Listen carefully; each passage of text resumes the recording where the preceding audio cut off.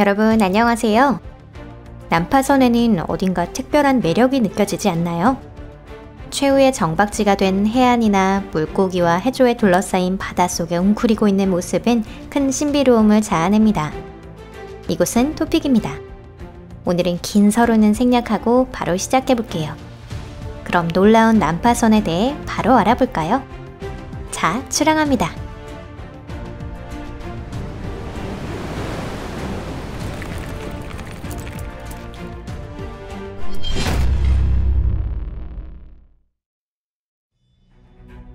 유령선 알타, 아일랜드.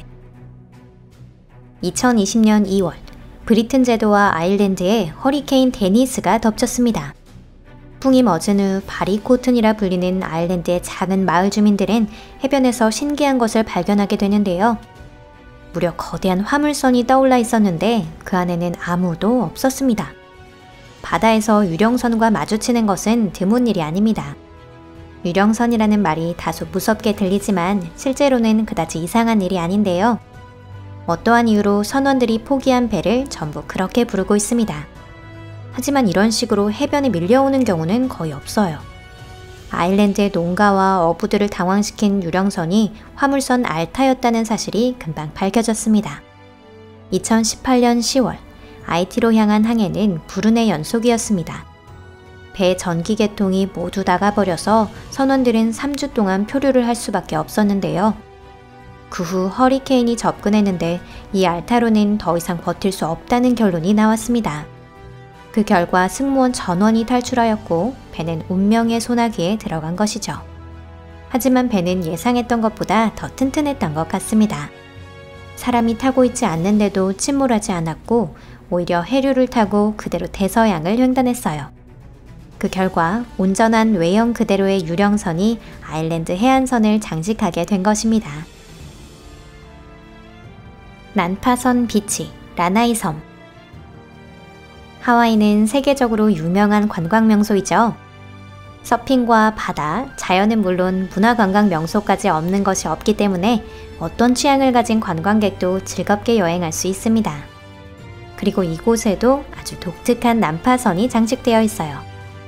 이후 YOGN-42로 개명된 YOG-42라는 화물 선박은 제2차 세계대전 당시 미국 해군이 사용하고 있었습니다. 1949년 임무를 마친 선박은 곧바로 하와이 제도 라나이 섬의 북쪽 카이오로이아 비치 해변에 영구 보존되었습니다. 이 비치는 이전부터 많은 배들이 가라앉아 있는 것으로 유명한 곳인데요. 지역 주민들이 난파선 해변이라고 부르는 것도 바로 그 이유 때문입니다.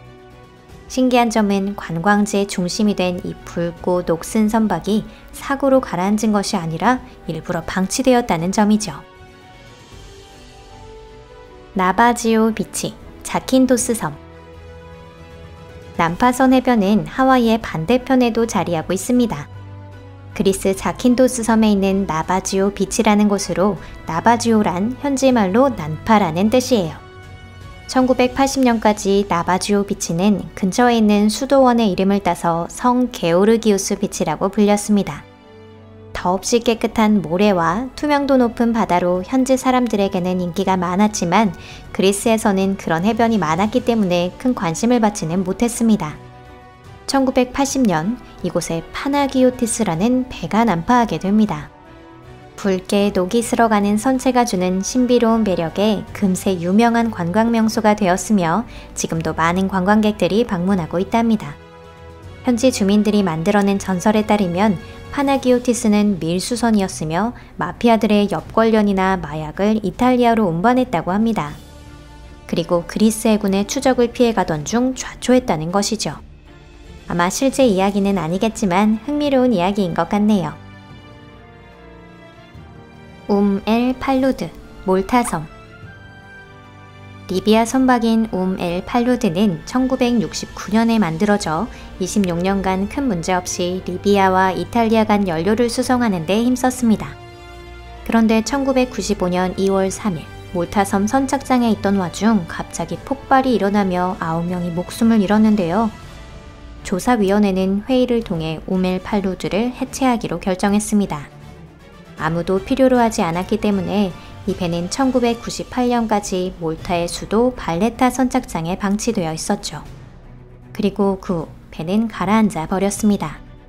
자네가 만들어낸 인공 산호초는 전 세계 다이버들의 마음을 사로잡았습니다.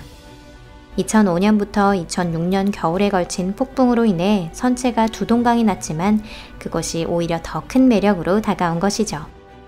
이미 물고기들이 털을 잡고 있는 환상적인 배 자네는 몰타섬의 인기 관광 명소 중 하나가 되었습니다. 도냐파스와 벡토르, 필리핀. 필리핀의 선박인 도냐파스는 유조선인 벡토르와 충돌하여 1987년 12월 20일 침몰했습니다. 이 엄청난 사건은 전쟁을 제외하고 세계 최악의 해난사고로 알려져 있을 정도로 유명한데요. 사건 당일 밤, 도냐파스는 평소 가던 루트를 따라 움직이고 있었습니다. 현지 시간 오전 6시에 타클로반을 출항하여 다음 날인 21일 오전 4시에 마닐라에 도착할 예정이었습니다. 오후 11시 30분쯤 테블라스 해협을 항해하던 도중 도냐파스는 연료를 나르는 유조선 벡토르와 충돌하게 되는데요. 이 사건으로 인해 벡토르에서 기름이 유출되어 그대로 거대한 불길이 되었습니다. 승무원들은 모두 공황 상태에 빠졌죠. 선박 안에는 구명조끼 하나 없었고 정원을 넘는 승객이 타고 있었으며 또 이 해역에는 상어까지 살고 있었습니다. 어째서인지 양쪽 모두의 배에서도 SOS 신호가 나오지 않았고 이 참극은 충돌한 지 8시간이 지나서야 밝혀지게 되었습니다. 하지만 그땐 이미 두 배 모두 바다 밑으로 가라앉은 상황이었어요. 해저에 가라앉은 잔해가 발견된 것은 무려 2019년의 일입니다. 배를 발견한 것은 페트렐이라고 하는 주로 제2차 세계대전 중에 가라앉은 배를 수색하던 배였는데요. 도냐파스는 수심 약 500m에 벡토르는 같은 수심으로 도냐파스에서 2200m 떨어진 곳에 가라앉아 있었습니다. 신기한 것은 배가 가라앉을 정도의 충돌이 있었고 침몰한 지 30년이 지났음에도 두 배 모두 상당히 양호한 상태였다는 점이죠. 다이빙을 하기에는 너무 깊다는 것만이 유일하게 아쉬운 부분입니다. 아니, 오히려 잘된 일인지도 몰라요. 어느 쪽이든 비극이 일어난 장소를 관광명소로 한다는 것이 옳은 것 같지 않습니다. 수천 명에 이르는 희생자를 추모한다는 명목이 있더라도 말이죠. 월드 디스커버, 솔로몬 제도. 크루즈선인 월드 디스커버는 도냐파스보다 더 행운이었습니다.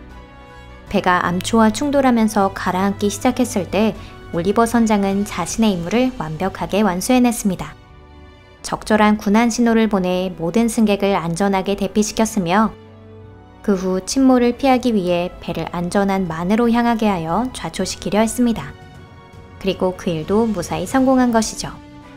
영화 한 편을 찍을 수 있을 것 같은 이 놀라운 사건은 2000년 4월 30일 솔로몬 제도 근처에서 일어났습니다.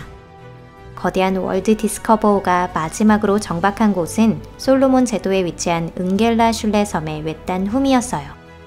하지만 배는 좌초한 채 영영 돌아오지 못했습니다. 당시 솔로몬 제도의 정세가 불안했기 때문에 현지 주민들이 알 수 없는 이유로 배를 예인하는 선원들에게 총격을 가했기 때문이죠. 하지만 배를 가라앉지 않게 하려는 선장의 목숨을 건 노력은 헛되지 않았습니다. 당당하게 해변을 자리 잡고 있는 월드 디스커버는 아름다운 관광 명소가 되었고 지금은 관광 투어 프로그램에도 포함되어 있답니다. 오늘 영상은 여기까지입니다. 끝까지 시청해주셔서 감사합니다. 재미있게 보셨나요? 만일 아직이시라면 채널 구독과 좋아요도 꼭 눌러주세요. SNS로 영상 공유도 부탁드립니다. 그럼 다음 영상에서 뵐게요. 안녕히 계세요.